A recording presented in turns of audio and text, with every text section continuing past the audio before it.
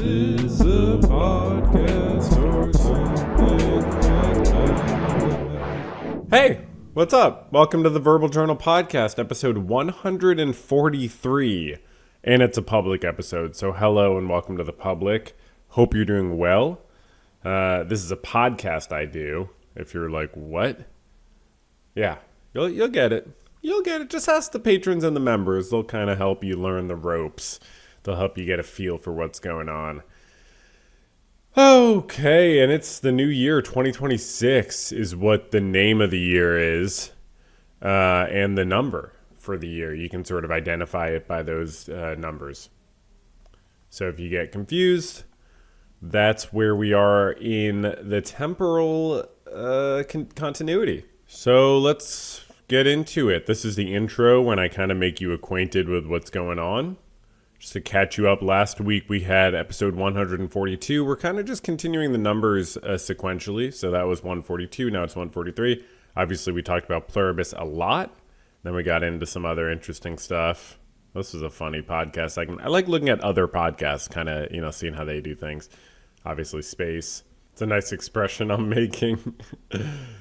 All right, so yeah, what are we going to do today, though? You know what I mean? Like, what's the deal for today? I got a lot to talk about. We'll do a very jam-packed horizontal integration segment, which is where I integrate with the main channel. Obviously, we had a new video, so I'm going to talk about that, and it kind of special for the podcast. Oh, I meant to wear sunglasses to do the whole, I'm famous bit now that the podcast was promoted on the main channel. Forgot to do that bit. I think I've already done that bit, though, so might be good to not do.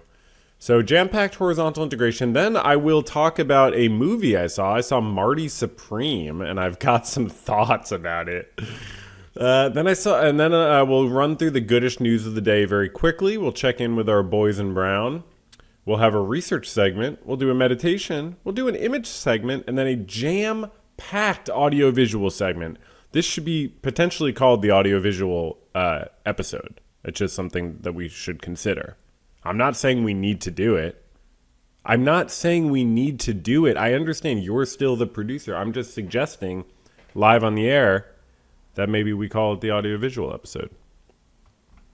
Because we have 6 parts in the audiovisual segment. All right, and then we'll do some follow-ups, mailbag, improv, and get out of here. So let's get on into it. So first things first, the horizontal integration segment, where I got to start by telling you about this great video I uploaded. So I uploaded a video that's a compilation from the podcast. So that's really exciting.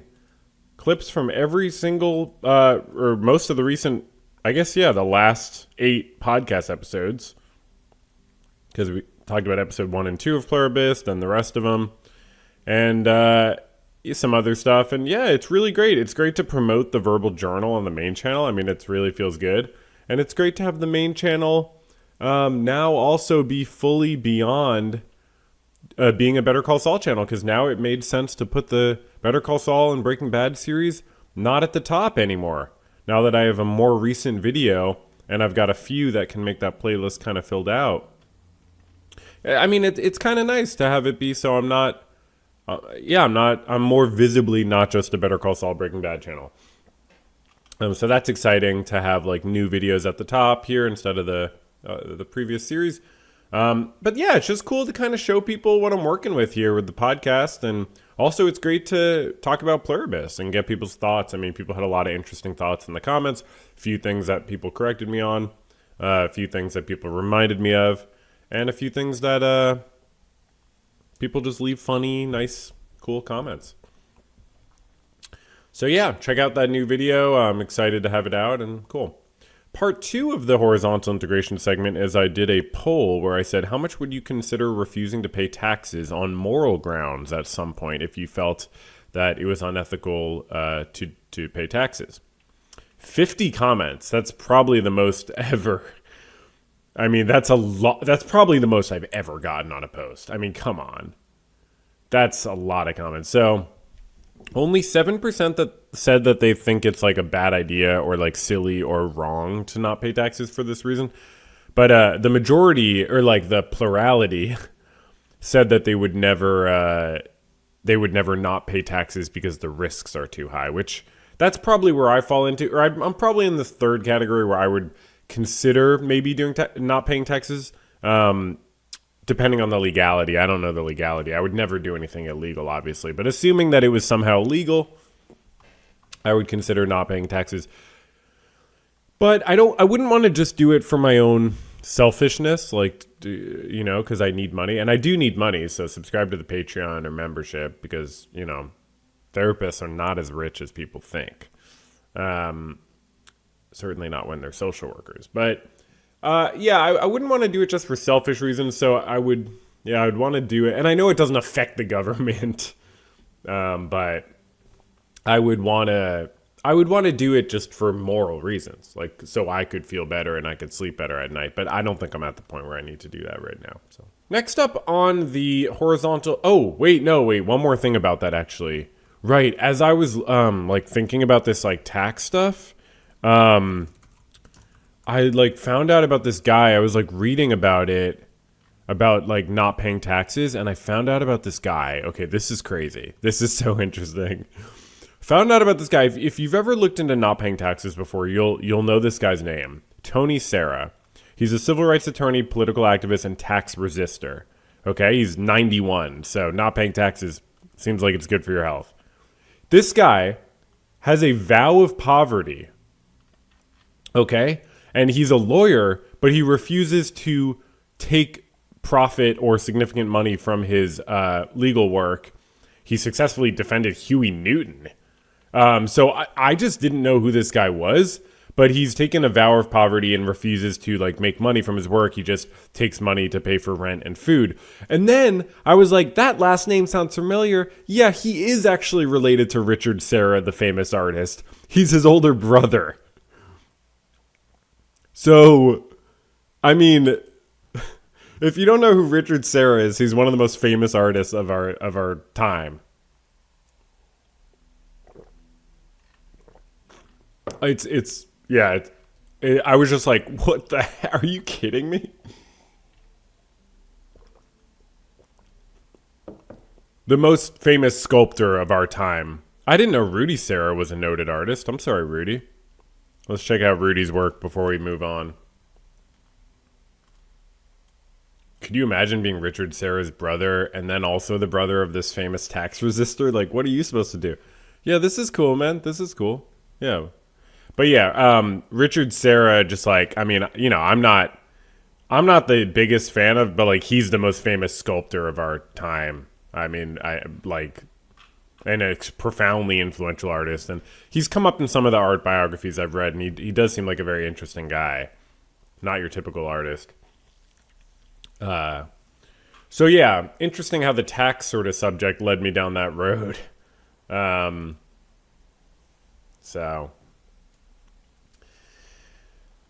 Okay, but next up on the horizontal integration segment is I also changed the name of this video about shrinking. At first, I was just going to take the single quotations that I had in it out. I had the name of the show in single quotations, and I was like, why do I have that? I don't do that for my other stuff. I don't do that for Breaking Bad or Better Call Saul. Why do I do that? I guess it's because it's a word, shrinking. I felt weird about it. I took out the single quotes, and then I just completely changed the title. Because before, it was I Watched Shrinking as a Therapist. But that's kind of a clunky title.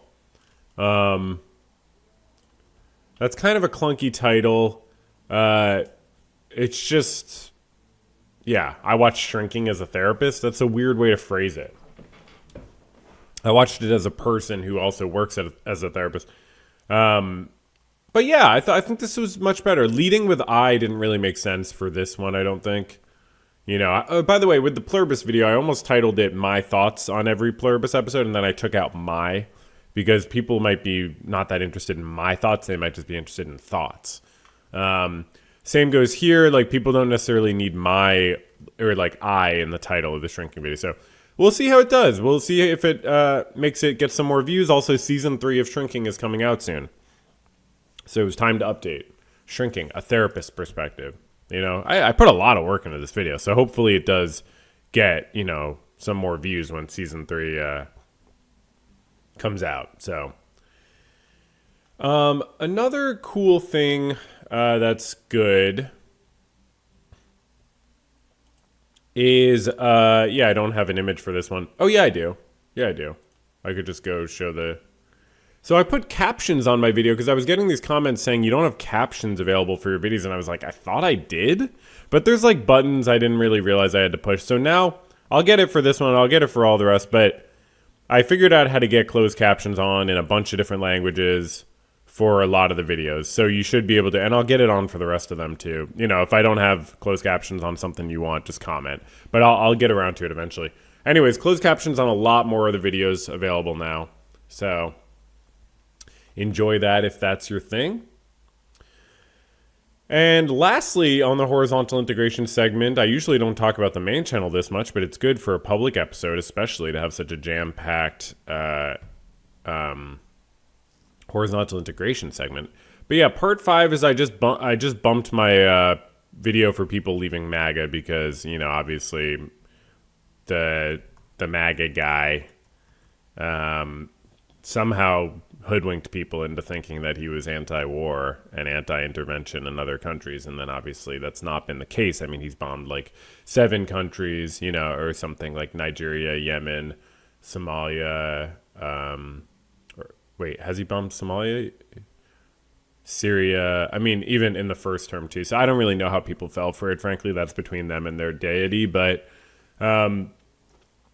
and I didn't really talk a ton in this video about that aspect of it, but I just thought, you know, I think that is one of the main things that's going to make people leave MAGA, is not just like the obvious duplicitousness about the deep state and pedophilia stuff, but also,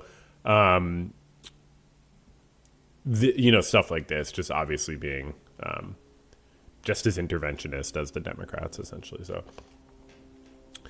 So yeah, bumped that. So, you know, hopefully that, I don't know, people appreciate that video. I mean, I thought it was kind of interesting. Yeah. So let me know what you think. Okay, so next up, I saw Marty Supreme. Okay, so this is a film that you might have seen. It came out. As I like to say, I am a media expert. I see everything. I see absolutely everything. The moment it drops, and I have my whole life. So I made sure to see Marty Supreme.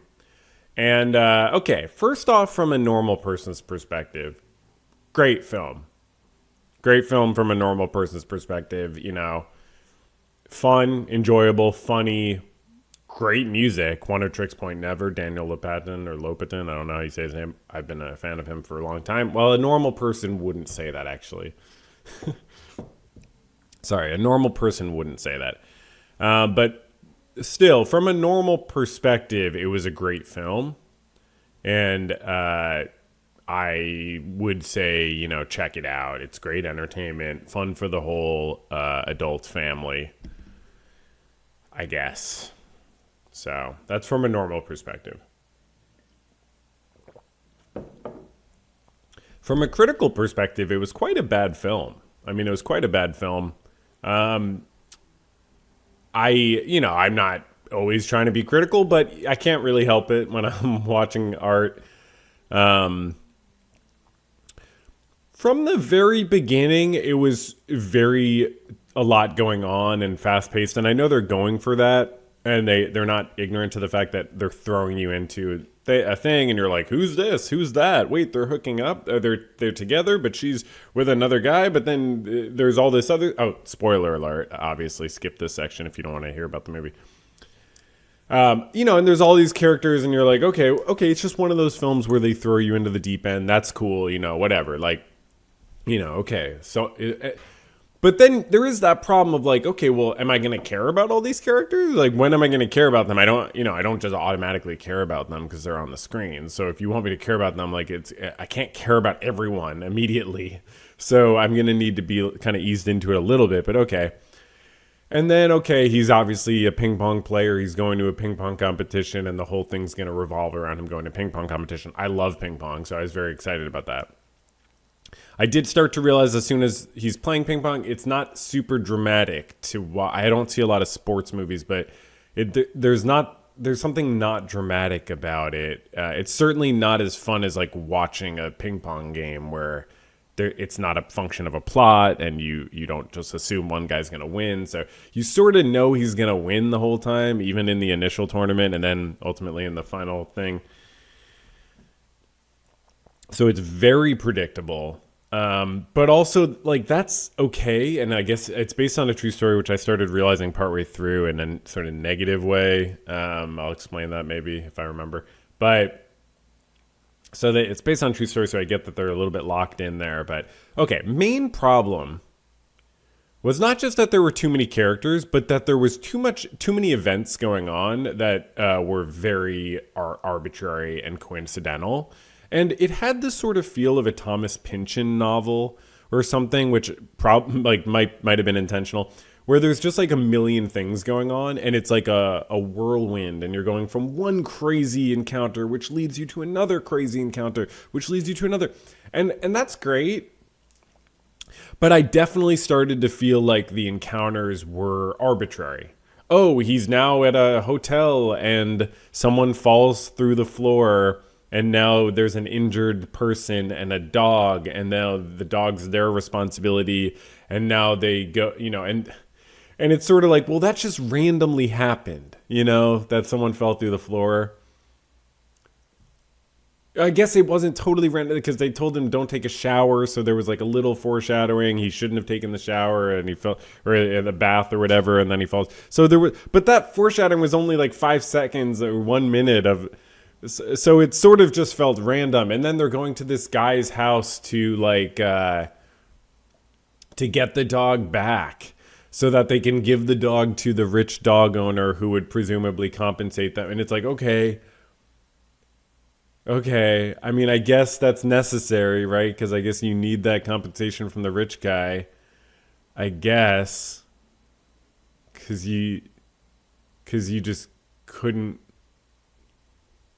Like, you couldn't just work at the shoe store, I guess, right? And I hate to be that guy. It reminds me a lot of Breaking Bad, where it's like, I'm not trying to say people should always make good decisions, and Walter should have taken the money from his former coworker, Elliot or whatever, and because it's not about they should make better decisions. It's just that within the plot, there's a drama element lost when all of what we're seeing is just the way that the protagonist is compensating for not making another decision he could have made. But okay, fine. He doesn't want to work at the shoe store. I can respect that. And it's like he wants to live this free life. Okay, so he has to get the dog back for the owner. It's just that there's all these other small things that are like part of his... Okay, the affair he has with this woman who's married, right? So he has both his relationships in the film are with married women, which leads us to the most important point. But also just like this whole side thing with the blonde woman, whatever, she's a famous person. There was all these cameos. I only knew Tyler, the creator. I didn't know all the... But that's kind of lame. A lot of cameos in a way. But it's sort of like, what are you compensating for? But okay, just based on the plot, like, okay, he's hooking up with this rich, famous actress. Super, super far-fetched. Just the way it's played in the film, that she falls for him, feels very wish fulfillment-y for a man. Super weird and unrealistic that this famous, like, bombshell actor, like, almost twice his age. Okay, she wants to hook up with a younger man, great. But, like, she's a little accessible. She's a little accessible for him. Okay, his confidence is overwhelming. He wooed her. Great. It just didn't feel real, her liking of him. And also, like, she vacillates back and forth, and it sort of, like, just feels kind of fake. More importantly, his main love interest, his, like, partner, I guess, is a married woman who is pregnant with his child. She gets pregnant in the opening scene, delivers the baby at the end, or he sees the baby at the end. So the entire movie, beginning to end, is about him having a child. It is what everything is about in the film, in the background, essentially. Or I shouldn't say it's what it's like the main structuring element of the film. she, like I said, she's married. He's really bad to her. I mean, he treats her very poorly before and after she's pregnant. I mean, certainly after she's pregnant. We don't see anything from before. He just has sex with her and then goes off on his trip, and it's like great. I don't know if having sex in the opening scene is like a great vibe for me. I don't know if like seeing two characters fuck, like who I don't know, is like super meaningful, or like it just felt very gimmicky. Like that's how the film starts. They fuck. Okay, but whatever. That's funny, I guess. I just don't care about it. And then you find out that she's cheating on her husband with him, her childhood friend, this guy, whatever his name is, Marty. And he then cheats on her. I mean, I don't know if they're exclusive, but he certainly doesn't tell her, I'm hooking up with this famous woman in London or whatever. And then he puts this pregnant woman in so much harm's way, and it's so sad the way she goes along with it, like, because she has no options, and then she at one point then she has a black eye, and then because of his sympathy for her, because she's experiencing domestic violence, he like takes more care to be nice to this woman he impregnated, who he's been having sex with for years, presumably. And like, then you find out, okay, spoiler alert, this is probably the worst fucking part of the movie. You find out that her black eye is makeup. And not only was she pretending to have a black eye, and she was pretending to experience domestic violence from her like seemingly abusive husband, right? So it's very believable that this guy who's been played as a at least emotionally abusive husband, certainly like a violent, unhinged guy, it's certainly believable that he assaulted her. So then when you find out it's makeup, it's an insane twist that's completely arbitrary, because it made perfect sense that this abusive guy was abusing her. But no, turns out she was pretending. And okay, you want her to be complex. She's complex. Okay, none of the characters are super great. She's complex. Great, that's fine. But then she also had to be abusing her husband. She was abusing him. She wasn't just pretending she was being abused. She actually gave him a black eye. Y'all, talk about a movie made by men. Y'all, come on, really?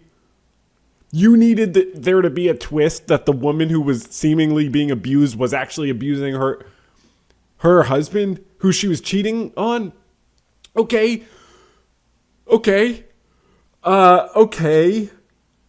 so she's very complicated. She fucking sucks, I guess. She's cheating on her husband, pretending she's having his kid, and abusing him at the same time, and then pretending to another guy that she's being abused. Like, okay, so now she's not complicated. She just sucks.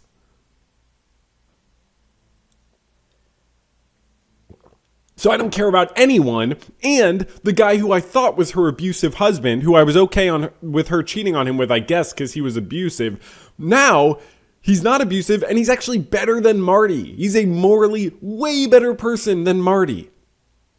The guy I was supposed to be like, oh, you know what? Yeah, he's getting cheated on by, with the protagonist, like, but whatever, like, he's a shitty guy. No, he's a better guy than Marty, actually. We have no reason to think he's a worse guy than Marty. We see Marty do way worse things and cause people to get hurt in lifelong ways. Like, Marty causes enormous damage to a lot of people. Serious injuries, serious risk. Doesn't feel sorry for it. Doesn't grow. This is the main problem of the film. He doesn't grow at all. And then in the end, he cries because he saw his baby get born. Oh, he cries because he saw his baby get born? Oh, that's nice. Oh my God, what a guy. He cried because he saw his baby got born. Oh my God. Wow, talk about personal development. Are you kidding me? He cried because his baby got born? Whoa. I guess that is growth and development. Wow. Sure, he behaves the exact same in every single way, professionally and personally, in the entire course of the film. But he did cry when his baby got born. So, You know, that's kind of nice that he cried when his baby got born. I'm okay with characters not growing or developing. Just don't play it like they did. Don't play it like they did. I don't want him to live with this woman. I don't, like, they're going to have a super unhealthy relationship. You think he's going to stop cheating on her? You think he's going to stop cheating on her? We have every reason to think at the end of this film that Marty has grown not at all. He's going to be a horrible husband to her. He's going to put her through hell continuously, and she's just going to have to live with it.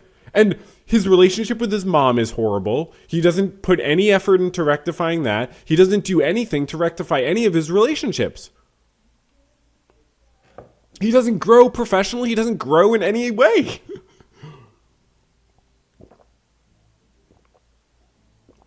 He does not change. Leave me a comment about any way that he changes.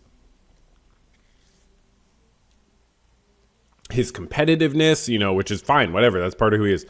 But it's just like, if you want to play this guy as like an egotistical guy, like who's hard to like, but he's confident, and so he like charismatic, wins people over, like, okay. You can't also play it like he grows if he doesn't grow, though, if he has all those same qualities at the end. The thing about it being based on a real story, I started to sense, is this based on a true story while I was watching it? Because in a negative way, that would not normally be a negative thing to me. But as I was watching, I was like, wait, this movie like shouldn't exist. There's nothing, it's not interesting. And like, it seems like the only reason this would exist is if it was based on a true story. So I started being like, oh, this is probably based on true story. Again, I don't think that's a bad thing. A lot of great films are made by things based on true story, but it felt like, oh, that's the justification for why this exists.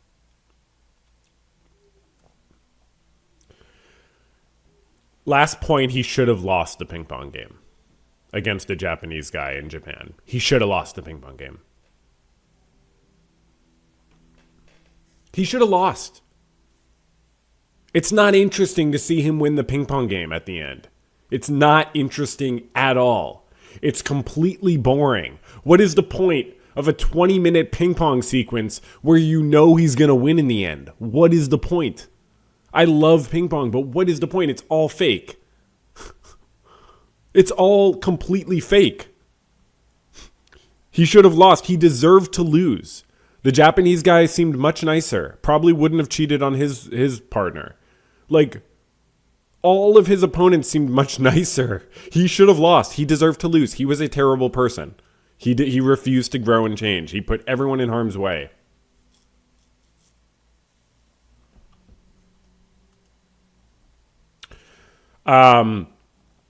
So one thing, I was talking to my friend about this, and my friend goes, did you see what Mark Rebelais said? And I was like, no.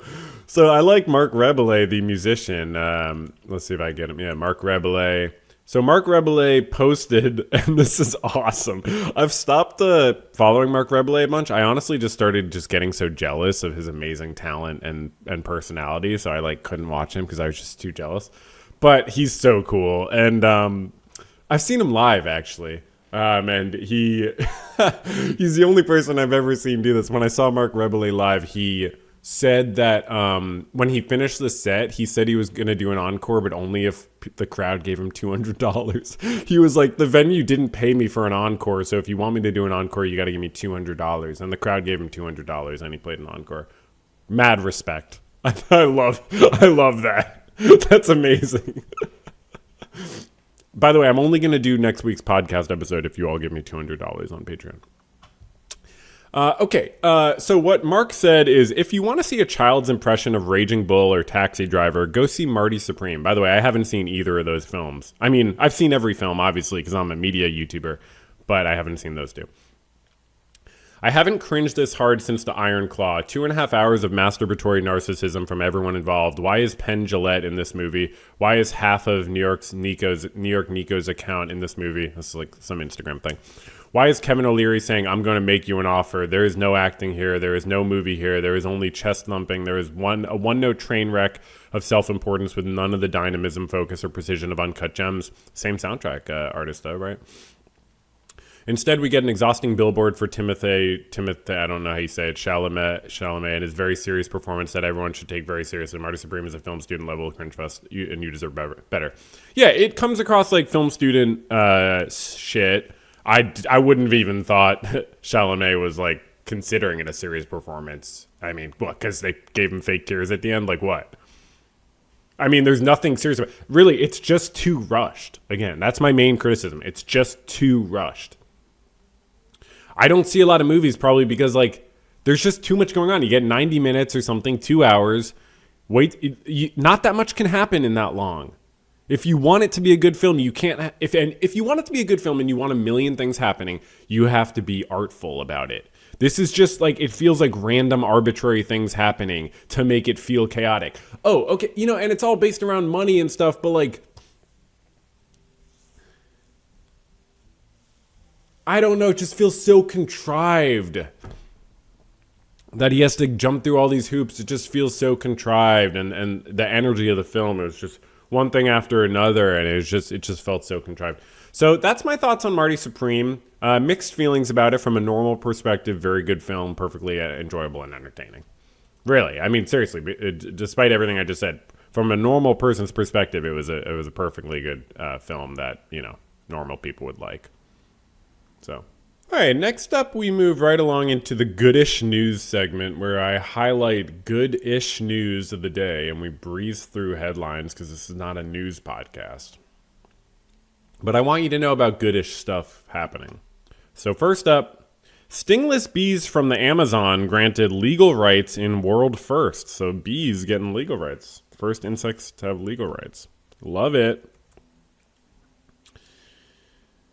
Next up, judge dismisses criminal case against TikTok streamer held in immigration detention. This is a popular TikTok streamer named Carlitos Ricardo Parias, known for documenting police and immigration enforcement activity online. Kennedy Center New Year's Eve concerts canceled after addition of Republican President Donald Trump's name. U.S. judge halts end of deportation protections for South Sudanese migrants. Republican President Donald Trump administration must fund U.S. consumer financial watchdog, judge says. And if you're a consumer like me, this is good. Iowa Democrat wins state Senate seat fending off a Republican supermajority. So, not a huge fan of Democrats, but they're actually better than Republicans, I will say that. Georgia judge tosses landmark racketeering charges against Cop City protesters. You love to see it. Protesting is an important right. New York Mayor Mamdani sworn in with progressive agenda ahead. Love it. Let's go. Republican President Donald Trump abandons efforts to deploy National Guard to 3 major cities, so a few less soldiers in our cities. South Korea will end breeding of bears and extraction of their bile. That sounds good to me. Teacher wins Guinness World Record for working 61 years at the same school. This is awesome. This woman, Glenda Aiken, just seems like a superhero, and I wanted to highlight it. She also has really good perspective on political issues that librarians have faced. She said because books with racial or LGBTQ content are the most common targets of censorship efforts since 2021, when Republicans have been trying to ban books. These free speech-loving Republicans are the ones leading the book bannings. And she says, as a librarian, I don't think books should be banned, saying, I don't want pornographic material in a library and supporting things that are not right. However, I don't want somebody else telling me what I can and can't read. And I don't think that some parents should be telling other parents and children what students could read. These are the types of people we need in the world. And lastly, on the Goodish news segment, Hitler's saluting company Tesla loses title as world's biggest electric vehicle maker as sales fall for second year in a row. Whoops. Guess you shouldn't have saluted Hitler twice from the presidential stage on Inauguration Day, dude. So, one thing I like to do also here on the podcast for the next segment is checking in with our boys in brown. So obviously our brown shirts in ICE, the Gestapo, similar agencies, they're struggling. they're having a hard time. They're having some crises of faith these days, and I like to check in with them, just kind of see how they're doing, see what it's like for them. You know, how are they enjoying throwing migrants in cages? Is it a difficult process for them to get to that point? Is it tough for them to wait and go through all the administrative stuff? Well, there's a Reddit page where you can see what these goons are saying to each other. Frankly, these men who, young and old, who are looking for work and, you know, maybe want to throw some migrants in cages or eventually kind of be able to do that.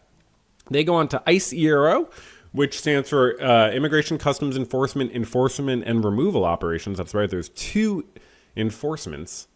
The word enforcement is in it twice for some reason. As I said, not a lot of writers in these departments, so let's see what they're saying on this Reddit page. Okay, this person says, unsuitable. Unfortunately, I got the email after already enter on duty for 2 weeks. EOD is like when they start. So they've been working for 2 weeks after a long process of getting hired. And then they were told, failure to honor just debts. Crazy part is I had payment plans, but there's no option for appeal or to show them my payment plan. So this person was found unsuitable to be a Gestapo goon after working for 2 weeks. Nobody told you at your field office. They say my supervisor told me, and then I got an email today shortly after. So after working for 2 weeks. So appeal it, collections. Oh, yeah, so I guess they have debts. That's interesting. This person says they're worried when they do their background check, they'll get they'll get some issues because they were working with a debt management company and then was laid off back in April and couldn't keep up with payments. So this person posting said I had a similar situation. So apparently being in debt means you can't be a Gestapo goon, which is tough because a lot of people are in debt these days. And yeah, they don't give you a chance. They just say, oops, you can't throw migrants in cages because you have too much debt. So that's interesting. But they did allow you to go through the whole process first. Okay.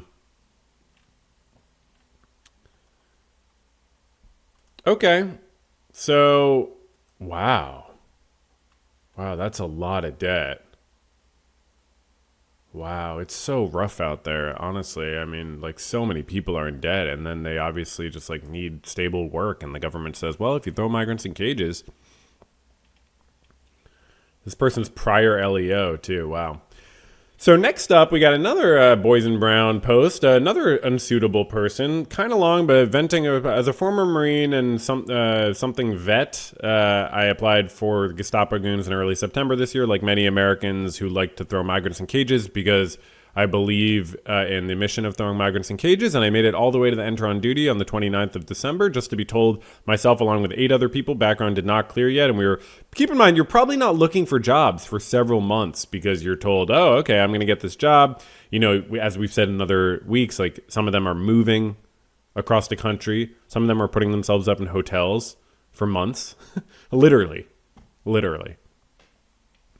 I was found I was unsuitable to work with ICE. I understand the risks when I put my 2 weeks in for this job. I thought I was getting hired for, but I was honest when they asked me about my past. I was a network engineer for my city in Texas, passed their background check. Completely honest with them about my past as I was with ICE, and I feel like I'm being punished for it. Since that incident from a previous job, I learned the hard way about strength. My fault for getting fired from an old job. I'm confused.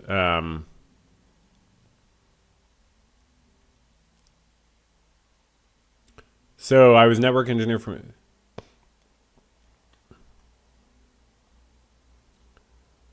I'm confused.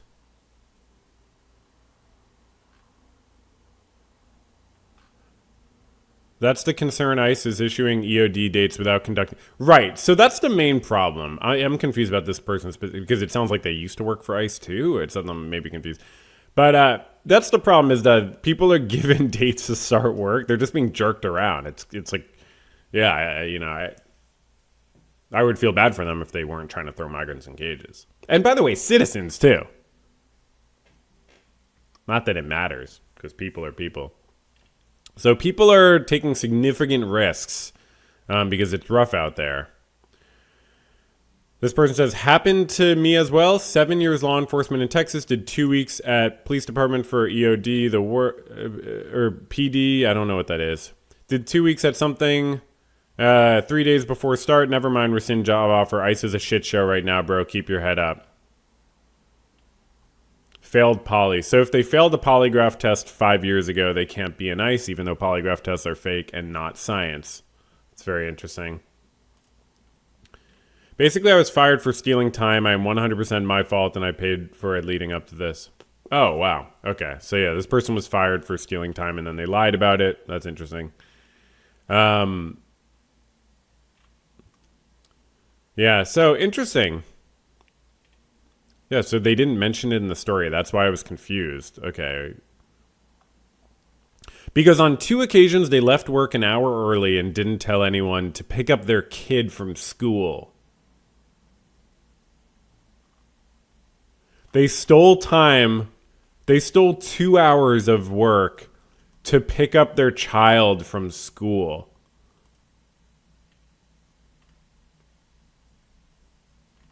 People say there's no way you were denied for that. Well, that's what they said.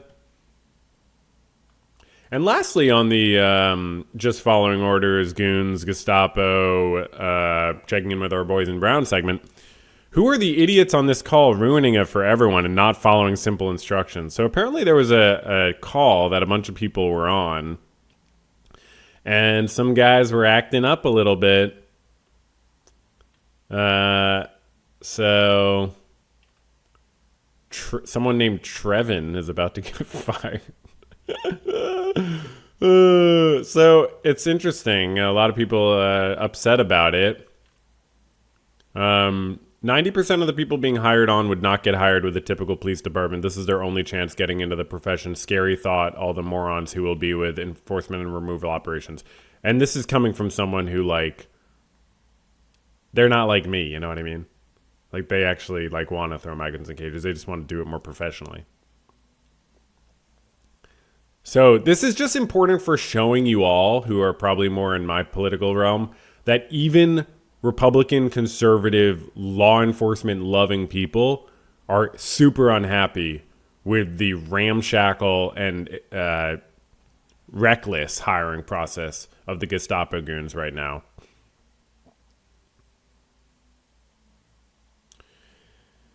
So I just wish all these men a very alternative job opportunity, because I believe that a lot of these people are probably not, awful people. They just need opportunities to do work that they can support themselves and their families with and pay off their debts without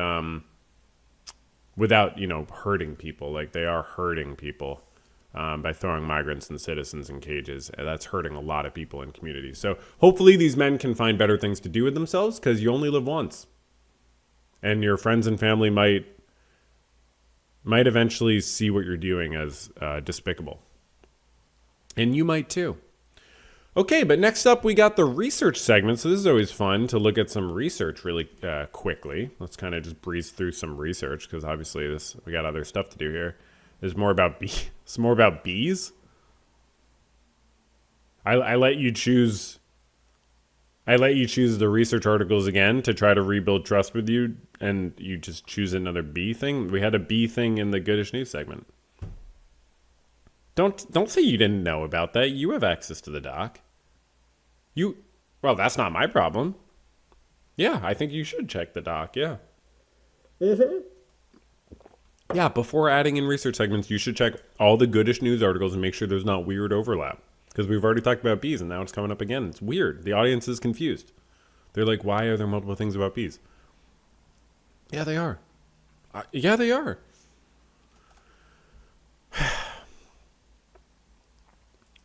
The Fru gene specifies male cooperative behaviors in honeybee colonies. So conspecific individuals, so that means the same specific. Conspecific individuals can benefit from behavioral interactions, but whether cooperative behaviors require dedicated control in the nervous system is poorly understood. Like whether you can be working together without, like, sort of trying that hard. We examined the genetics underlying obligate cooperative male behaviors in honeybee colonies that are deeply hardwired. We screened for transcription factor genes and found that only the fruitless BTB zinc finger gene was restricted to expression in males, and in the nervous system reporter co-expression revealed fru positive neuronal cell population. Together, our study establishes a gene-based specification of behavior initiation and sustainment and provides insight into the connection between cooperation and defined neural populations. Okay, let's kind of, you know what I mean? Let's get to the discussion, maybe. Right? Maybe like kind of fast forward to the discussion.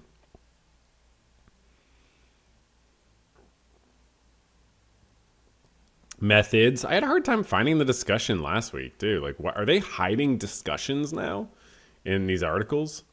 I'm feeling like it used to be more of like a... Yeah. I don't really know much about this stuff also. Yeah, I like bees. I like the way they fly and the way they buzz. But I don't know about much of their genetics. I don't judge a bee based on its genetics. Where is the discussion? Discussion. Okay, there it is. Is it above the methodology? What the hell? Behaviors of male bees are adapted to group living. A male does not behaviorally compete with other males over females or food stores in the protected shelter of the colony. I didn't realize that. I guess I did.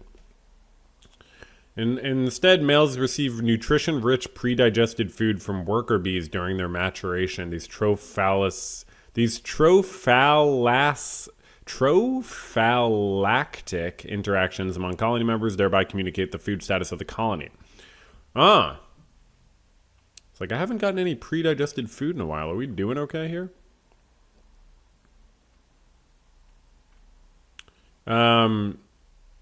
Interesting. Wow. We showed that this gene specifies initiation and sustainment of program elements of cooperative behaviors in the nervous system, allowing the choice of whether males contact pollen stores in the cells also requires transcripts from this gene, meaning this protein programs repression of cell entering behaviors if pollen-derived stimuli are detected, which as a consequence produces social conflicts over the... Wow. I kind of get a vibe for what they're saying, but let's move on. One more research article. Urban wild bee... Are you fucking kidding me? Okay, you're definitely doing this on purpose. No. Don't tell me it was a coincidence. You definitely did this on purpose.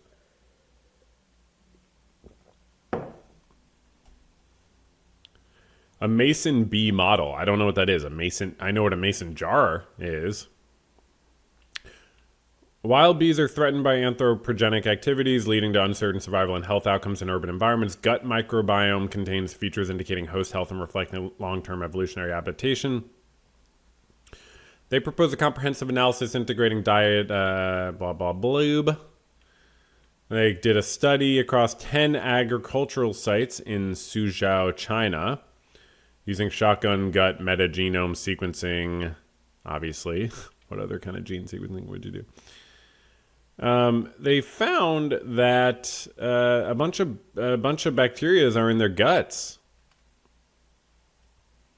These insights hold the potential to predict bee health and identify environmental threats, thereby guiding probiotic development and city management for effective bee conservation. Okay. It's kind of interesting. I might find that interesting if I hadn't been talking about bees all day already. It feels like I've been talking about bees all day. All day. I'm going to stop swearing. I've sworn too much, I think. Okay, so that's great, and that's the research segment, and we love to see it. Now we got a very special segment, which is, well, it's not, I mean, I do it every week, but it is special. It's the meditation segment, and we all like the meditation segment. So that's where I just chill. If you've never meditated before, try meditating. It's where you just do nothing. Okay, so let's try that. You just kind of sit or stand or lie down or whatever, or stretch, and just try to like notice if you have thoughts going through your head, and if you do, just be like, hey, not now.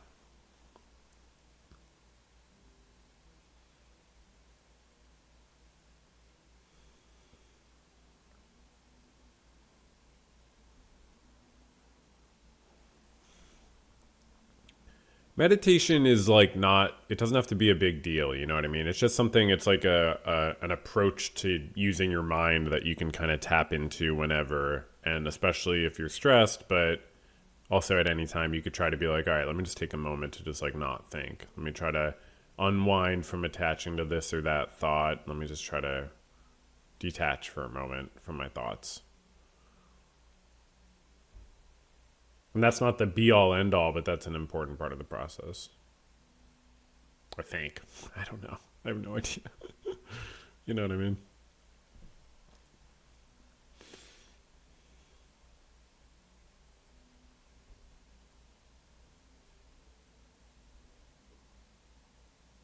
And some people do visualizations. Otherwise, you just focus on your breathing.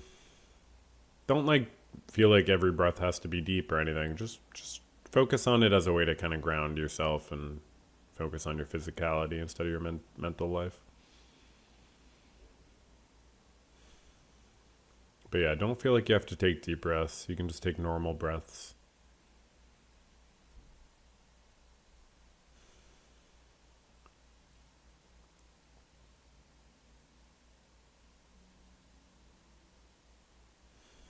What other podcasts do this? You know what I mean? Just like take a break. It'll help you appreciate the rest of the podcast, which is the fun part.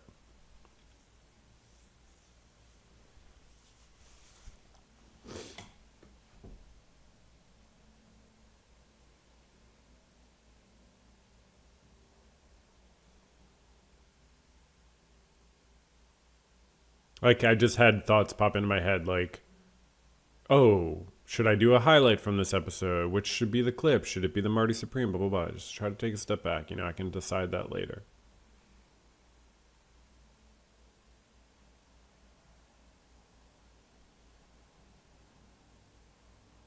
Your mind just wants to keep going. I mean, we train it to be that way. Like, there's always something to figure out. There's always some problem to solve. And the problem with that is, like, if you act in that way, it just spirals into itself. And you always do have stuff. And you always do feel like you have to be more productive or...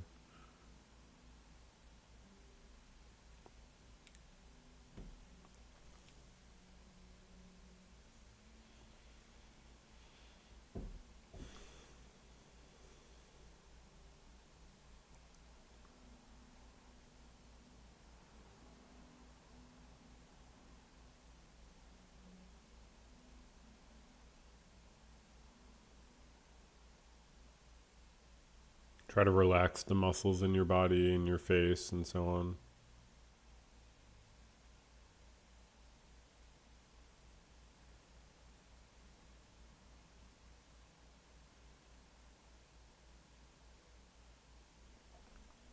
Ooh, I could go a lot longer, but okay, we'll move on for now. By the way, there's lag on today's episode. Hopefully it's just a little bit, but there is some lag. I'm going to figure out why and get rid of it again. You know what I mean? All right, so moving on, we have the image segment, which is always fun. Let's pull up the image segment. This is where we look at an image. Early Christian fresco found in Turkey. So look at that. Let's just look at the image. No text, just the image. Woo! That's pretty beautiful. Is that Jesus with the lambs or something? We got birds. This is great. So wait, how old is it? Wait, I want to look that up. I'm sorry, I said no reading, but let's just look up how old it is. 3rd century. 3rd century. Wow. That's a long time ago. Almost 2,000 years ago, someone painted that. Wow. That's kind of beautiful. I like the palette. The colors are really nice. And yeah, it's beautiful. It's very kind of, yeah, it's very similar to what someone would paint today. I mean, some things just don't change, you know? So that's fun. Yeah, image segment. You know, it's simple. It's just about kind of looking at an image, kind of thinking about an image, you know? We were made in that image. The image of a of a chair, I believe. So very cool. That is the image segment. I hope you enjoyed that.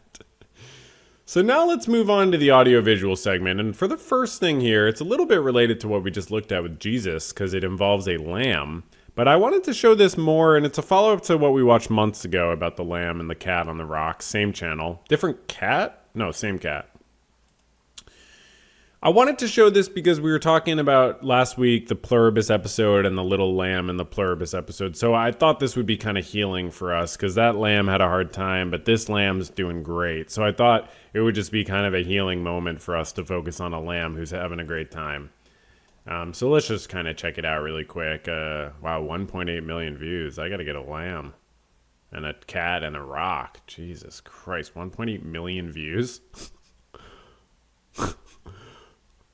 Like, what?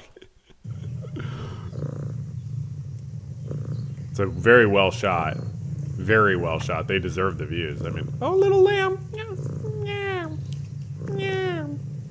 That's what the lamb's saying.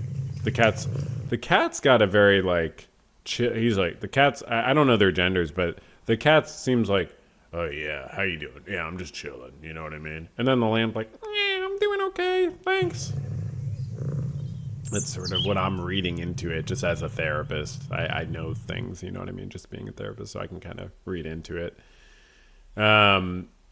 Let's see kind of what happens next, though, because a lot of times relationships get complicated, you know? And so how are they going to handle when the going gets rough? That's a question I have, so here we go.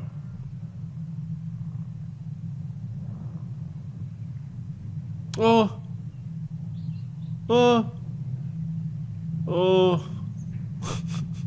They're so cute. Wow. And they're just chilling. They really are just chilling. And they love each other so much. Aww. It's a compilation, essentially. Hello. Hello.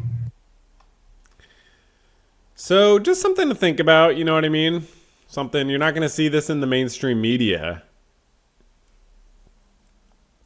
Okay, next up on the audiovisual segment, it's always fun to change it up. So let's look at, this is from 11 days ago. It's called It's Always Starlink, and it appears to be a recording of the sky. Clear winter nights, my dad and I would put the GoPro out and get these beautiful time lapses of the Colorado night sky.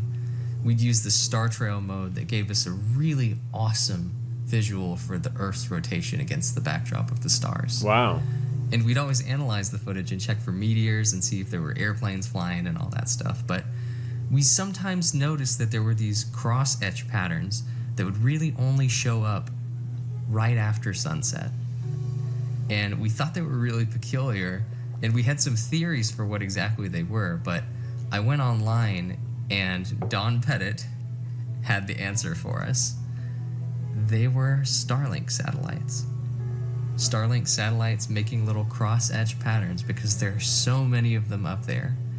It's really awesome to think about what humanity's been able to do, but it's also a little bit terrifying as far as their impact on astrophotography goes. A little bit of a double-edged sword there, but yeah, I could put it in a little bit more strong terms, and I appreciate the nuance here, and I'll subscribe to you for your kindness in your voice. You sound like a very nice person. Yeah, it's a double-edged sword where one of the edges is stabbing you in the heart and in the eyeballs. Because as we looked at a study in a research segment like a month or two ago that like this is affecting like astrological observations in a very serious way. That this private corporation wants to be running space. cool observation that I think I wanted to share with y'all. It's good to know. Yeah, we need to do something so that the night sky is something people can enjoy rather than having it be hijacked by the double salute guy. Next up, so this is an interesting part in the audiovisual segment, this next one. So this just came out from the New York Times. Secret trial of the general who refused to attack Tiananmen Square. Zhenshu Qinxiang? I'm sorry, I'm probably pronouncing it wrong, defied orders to crush the pro-democracy protests in Beijing. Now leaked video from his court-martial is on YouTube, and here it is. So all you just got to do is type that in, and you can watch it on YouTube. Let's just kind of, it's a 6-hour thing, so let's just kind of jump in. 集团军副政治委员吴云中的证件揭露。询问证人笔录：时间1989年9月15日上午，地点北京市北池子44号。 So one thing I just want to say is I think it's good to not murder people. And I think it's good to not murder protesters. Just kind of want to take a stand about that if you're not sure of my opinion. I think when people are protesting, they shouldn't be murdered. That's sort of my perspective on it. So I usually, if not always, I think that when a government kills people, it's wrong. Especially when those people are protesting the government. It's always wrong for the government to kill people who are protesting the government. That's just my kind of quirky thing about me, that I believe that. 东军指挥所，询问人吴学博，被询问人38机动军副政治委员吴仁总。问 So I'm not sure what the kind of key moments are in this 6-hour thing. But let's just see the guy talk who's defending himself here. 在军区向你下达了军委的 So they say after the military region issued the Central Military Commission's order to you, as the commander of the 38th Group Army, why didn't you kill protesters?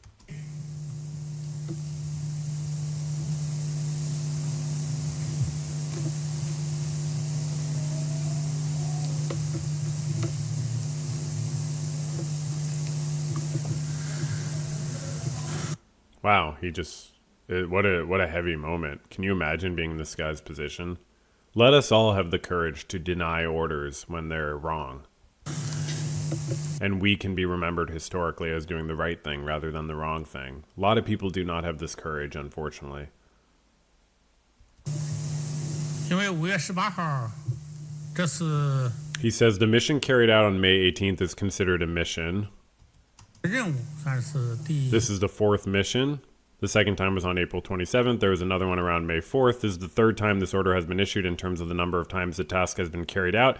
This should be the 4th time. Before that, it's time to execute the task. The first time shouldn't be a big problem because it was Hu Yaobang's death. So I don't actually know much about the context here, to be honest. I don't know all the context of what these dates are and what was done.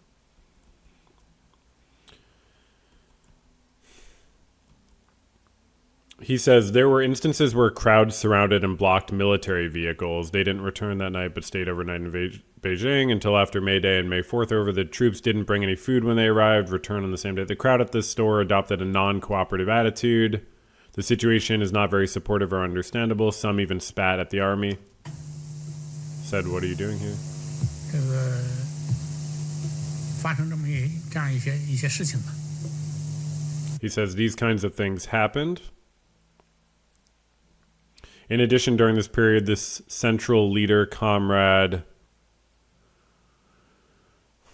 something. Wait, what did he just say? Hold on, let's see that. 说啊，我说这包括中央领导同志。 In addition, during this period, this central leader, comrade. 啊，当然包括舆论。 This certainly includes public opinion, but I won't go into that further. I don't know. I said this includes things that central leaders have done. 领导同志都做过关于解决这个事件吧。啊。 I was on this incident. In short matter will continue after May 4th, but we must strive for it in the future. No guns were used, no bloodshed, no conflict. Therefore, the expectation at the time was still that the central government to be able to. I don't know what's going on here. The impact on society as a whole is still quite significant. 很大的，这个响应的人呢，参加的人呢，都不是那么很多的，因为这个我从西山往那去的时候，经过街上也看了看。It seems work came to many complex situations. 该做的工作没有做，这个现在办法来解决，这对。 The matter escalated to such a serious point now, solving the problem by force. Regarding this viewpoint, I feel let's avoid creating any historical problems. I hope this problem can be resolved properly. He didn't want conflict or bloodshed, so watch the full 6 hours, honestly. And how do you find it? I would just go by the. I mean, you could just go on YouTube and type in, you know, like Tiananmen Square trial. I don't know how to translate this title here.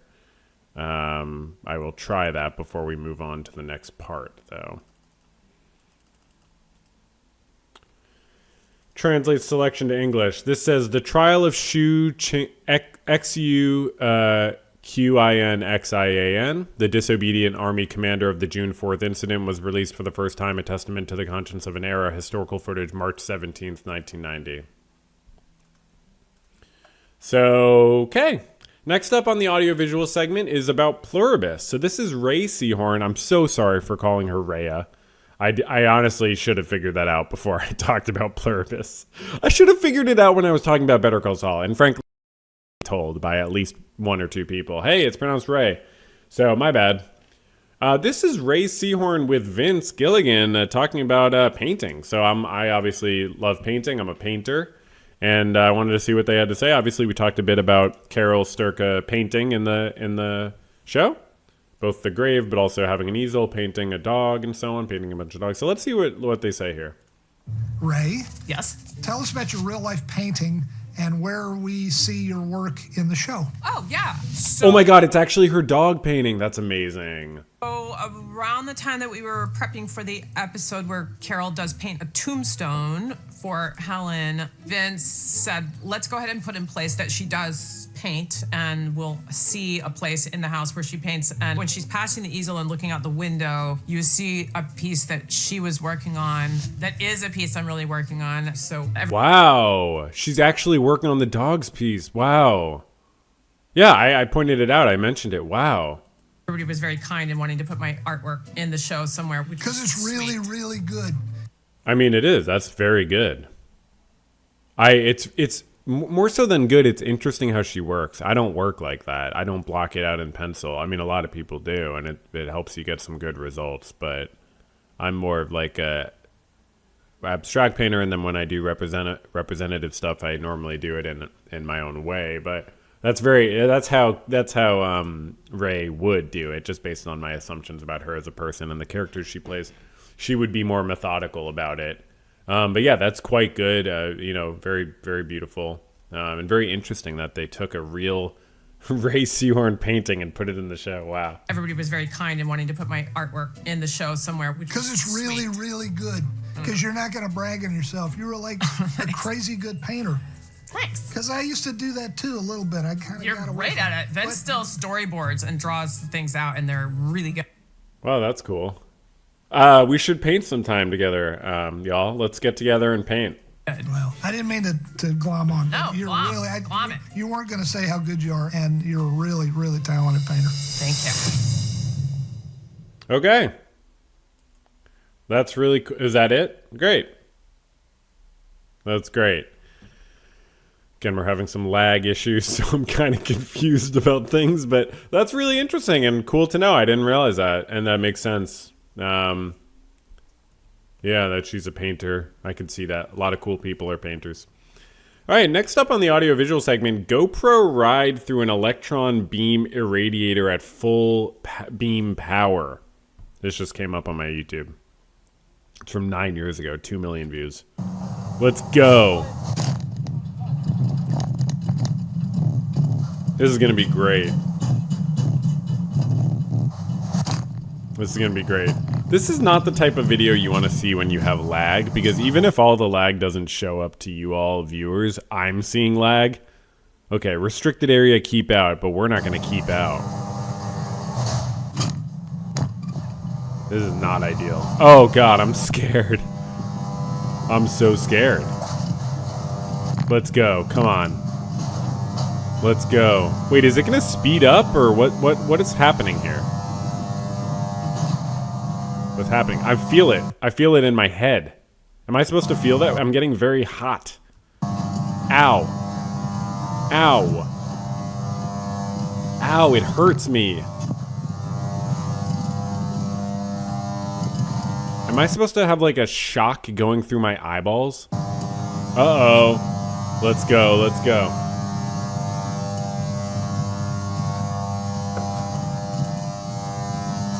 What's happening?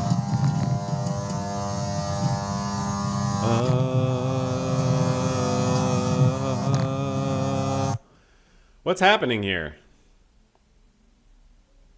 Where are we now?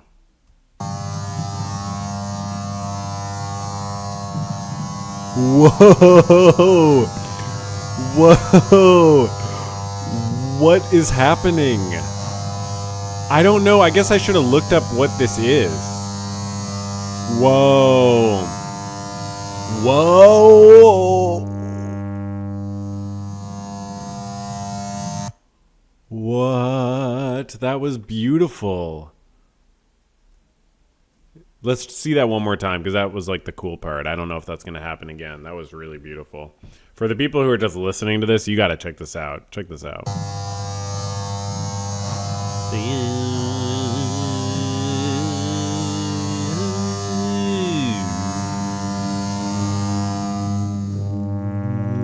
Wow.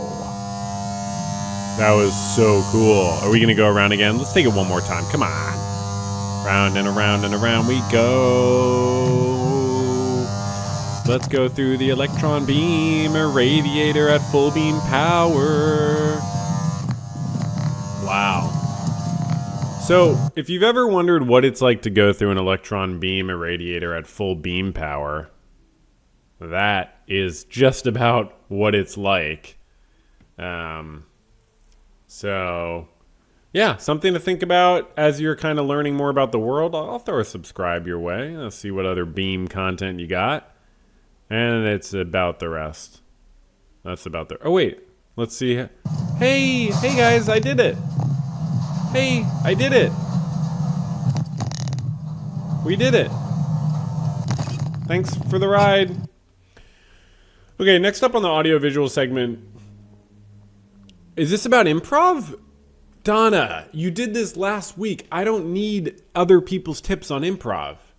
I'm a professional improver. I have an improv compilation on the Patreon for the members. I do improv. Don't stop. Please stop giving me these pieces of advice. It was someone named Tina Fey last week. Apparently has something to teach me about improv. And now, what is this? Keegan Michael Key? What, the actor? What does he know about improv? Yeah, I'll watch it because you technically have the right to add things to the doc, but I'm going to be seeing about whether we could change that. There's this great quote about improv of you and I'm sure this is the first thing anyone latches onto, but I latched onto it, which is yes, and first you get up in the air and then you build the plane. Right, exactly. Or the other saying is jump off the cliff and figure it out on the way down. I know that. I do that almost every week here on the pod. I know that. I know these things. I'm not being defensive. I'm just saying that I'm just defending the fact that I know what's going on. People think that improvisation is moving forward. What improvisation really is, it's walking backward. And while I'm still looking at you, like right now I go, oh, I'm here with Sam Jones. Now as I back up, I see there's a light there. Oh, what's the light? Oh, that's a set. Oh, I'm on a set. Oh, so Sam Jones must be a person who works on a set. Then Okay, that's a little helpful. I'm not gonna lie. That's slightly helpful to view it in that way. I can admit I'm a big enough man to admit that that's slightly helpful, despite my resistance. Keep backing up. I see this chair. I see that chair. I go, oh, he's an interviewer. Then I keep backing up to Nate, and I go, oh, that's the sound net. What's this room? Oh, this is like a small show. It's backing up that gives you discovery. That's okay. That's kind of helpful, Donna. I'm not gonna lie. It's hard though when I'm doing improv on my own to back up because I'm just like, and I'm not sitting, like I'm just sitting here, so I'm just like mentally backing up. But I think mentally I can still do that. I was already doing that. I mean, Larger worldview. Yes, the one as you back up, you can create a larger worldview. People think it's moving forward. People always go, I can't think that fast. No. Don't think that fast. Just listen to the last thing he said. Yeah, that is pretty helpful. The first thing you do. Does he have any tips on solo improv, Donna, though? I have to be honest, because that would be helpful. I don't know. Doing the sketches, you set the parameters first. In sports, Dr. Naismith down the line said, so then what we'll do is we'll put these squares here. 94 feet. 94 feet here. We'll agree that anything outside of these lines, the ball is no longer in play and you have to give it to the other team. We set up those rules. Then inside those parameters, do whatever we want. Right. You do whatever you want. So in a sketch like Substitute Teacher, we set up, my friend Rich, our friend Rich Tellerico, who wrote the sketch, he set up the rules in the most deft way he could. He set up the rules with a lot of aplomb. Using deft and aplomb. I know those words. Social constructs. I'm from the inner city. You already make observations about what kind of person Garvey is, right? For sure. For sure, right? He goes, I'm from the inner city. I ain't gonna take nobody's guff. Let's take roll call. You don't know what yet, but you know who he is. So you already immediately you know who he is. And in your brain, you have a list of assumptions of. How do you do that? Yeah, I didn't even know how to do that. That's pretty helpful, actually. I'm a big enough person to express that I didn't know how to do it. Okay. Yeah, I could do more kind of noise work. About that human. Right. Then when he says Jay Quellen, you still. God, the lag is. Don't know what's going on. Really rough here. And you go, your brain might be going, right here. There must be a black girl here. Right, exactly. Then you cut to the classroom, there are no black kids. Okay? Oh, I know the sketch he's talking about. Yeah. That's a funny one. Yeah, from his from Key You're and Peele, watching it, you're backing up. Then that girl raises her hand and she goes, do you mean Jacqueline? All right, Jay Quellen, right? Those are the rules. We just set up the rules. Right. And then all I do is. Yeah, that's called finding the game, actually. That's what I always say. Play basketball for the next 4 minutes. Balake, D Nice, Aaron, Oshag Hennessy, Timothy. Right. You go, oh, I know. Is that where Timothée Chalamet's name came from? I don't think so. The rules. Okay. The audience goes, I know the rules. And then we delight in how we play the game. Okay. All right, that was kind of helpful. I'm not going to lie, but I don't want any more improv help. I really want to just go my own way on it, okay? So next up on the podcast, we're going to do the follow-up segment. That's where I follow up on the previous episode. It's kind of an important part of the podcast, to be totally honest, even though people don't seem to like it very much. It's necessary. You know, you don't always like everything that's necessary. Sometimes you just got to do what you got to do. And this is what the follow-up segment is all about. Taking one on the chin. All right. So I don't, what's this first one? Let's see. It's kind of a paradox. So the grand finale.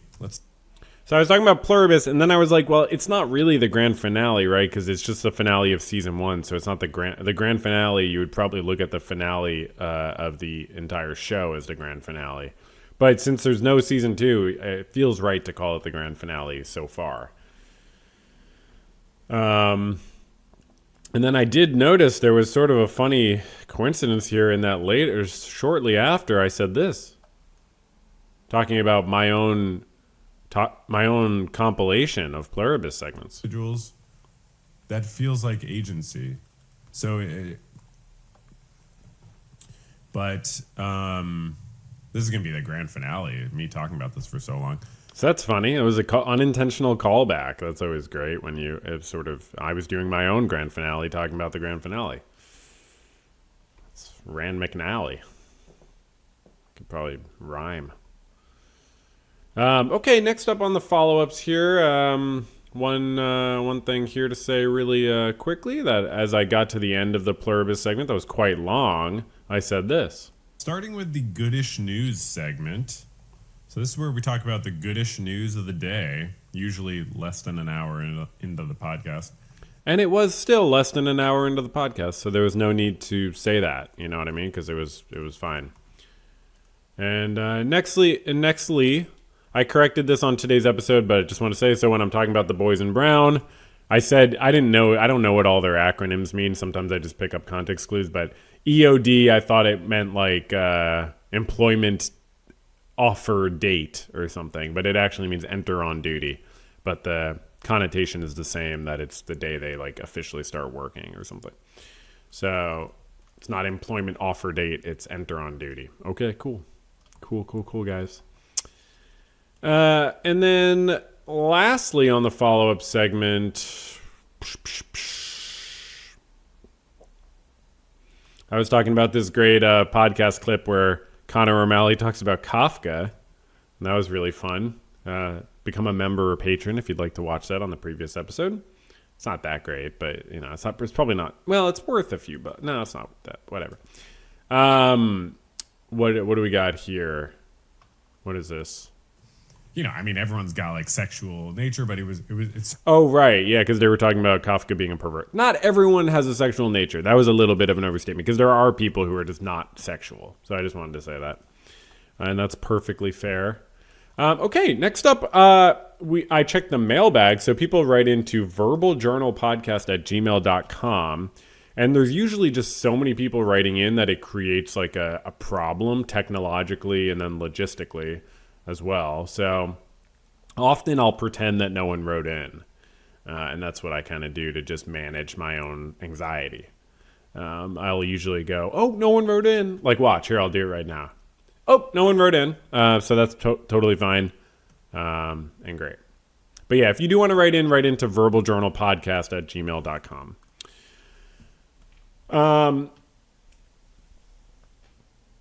Should I do an improv segment? It feels like it's been a long episode, but I guess I could do an improv segment.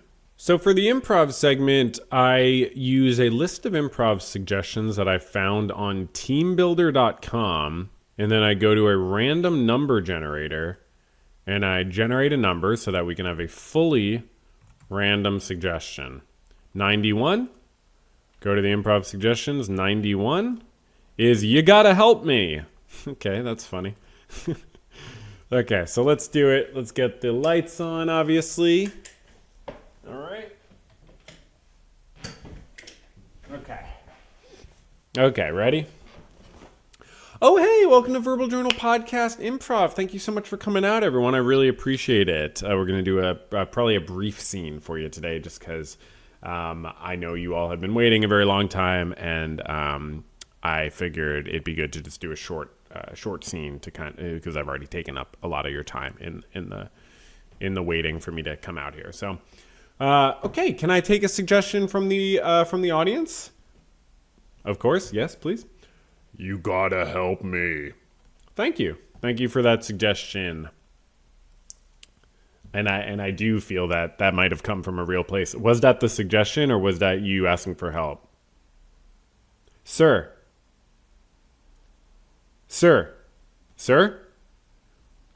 was that the suggestion, or was that you actually asking for help for your vocal related complexities? Okay, I'm going to assume it was a suggestion then. Okay, so let's go. You got to help me. Okay, great. All right, ready? Oh, that was a close one. Okay. You got to help me. This puzzle is not normal. No, you got me this as a gift, and I really feel like it was more of like a death sentence. Look, I love you, and I know you probably meant it in a nice way, but there's something really weird about this puzzle. No, I don't think it does connect. And it's weird that you just immediately said all the pieces connect, actually. Why did you say that so quickly? Because that would be normally assumed about a puzzle. Why did you just why was that the first thing you just said to me and all the pieces connect? That would normally be assumed. They don't. They clearly don't. Like, look, some of these pieces have rounded edges. Some of them have rectangular edges. Some have triangular edges. And while that should make it easier, right? I should be able to categorize. There's like 15 different types and they change. Like the material is actually flexible. Every time I touch the edges of a piece, it changes shape. What's an amorphous puzzle? You got it on amorphouspuzzles.com? Hold on, what is amorphouspuzzles.com? Find a puzzle that's right for you that never changes except all the time it changes. What is this? Why would you do this? Your cousin started this business? The one with the jumping thing? The one with the jumping hobby? They stopped jumping for 5 seconds, long enough to start an amorphous puzzle business? Look. Touch this piece. Okay. Do you notice how it just completely changed shape? Okay. So, and now touch the next piece. Yeah.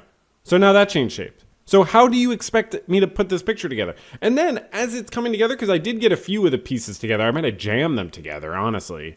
But as it's coming together, I notice it's oh, they're jumping. Now I see why it's your cousin did this. Yeah, it's a whale that's on a trampoline, which was very confusing to me. But now that I think about it, it's jumping. I just don't know what is the rest of the picture supposed to be. No, it can't be whatever you want it to be. It's a puzzle. Is this your way of ending our relationship? Are you hoping that I go completely insane doing this puzzle and then you can break up with me because I'm not meeting your needs because I'm completely insane about a puzzle? Is that the plan the entire time? Because you can just break up with me. No, you can. I know I've asked you not to in the past, but you technically can. I'd rather that than what is this? I mean, I don't even. Like, I used to like puzzles before this one.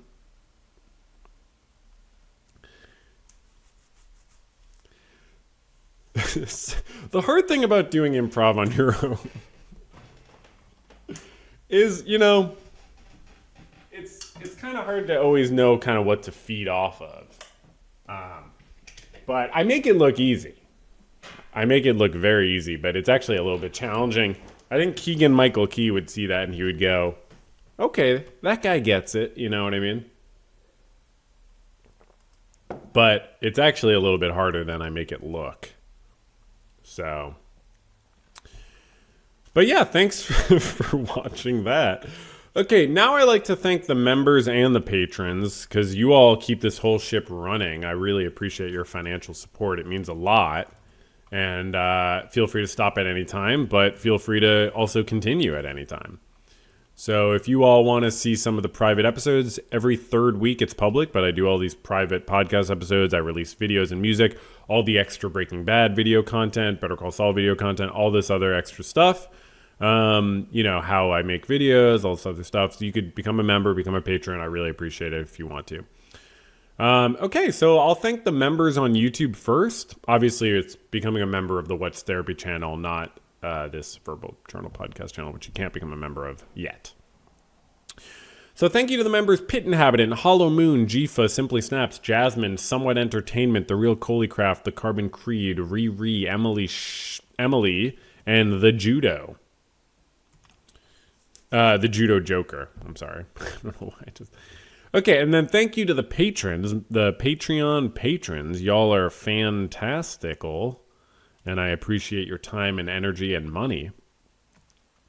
Thank you to user MJ, Miles, Brent, Madeline, Rabid Dog, Irene, Burrow, Anastasios, Brian, Thulusaurus Rex, Scott, Redgrove, Ashley, Ian, Molly, Russ, Platinum Sarge, Elemancy, Icelac, King, Margot, Simply Snaps, Tom, Noah, Matt, MKX, Felix, A, Perpetually Jackson, JCS, Noah, Garrett, Aiden, Dakota, Parker, Caffeine, Gripe Juice, Ludwig, Grace, Ben's Life, Milky Way, Ryan, Isabel, Spaghetti Gal, Cool Bean, Stepan, Taryn, Marcy Bun, Brandon, Merrick, Not Dirty, Harry, Sasha, Janie, PC, Andrew, Majid, Bean Machine, and Andreas. Thank you so much, y'all. I really appreciate your support. And yeah, so that's the episode. I'll see you next week for the private episode if you're a member or patron. And sorry about the lag again. I think I'll be able to get a handle on it. Hopefully it wasn't too bad for this episode, but I'll be able to get a handle on it. It'll go away eventually like it did before. Okay. Bye. This is a podcast or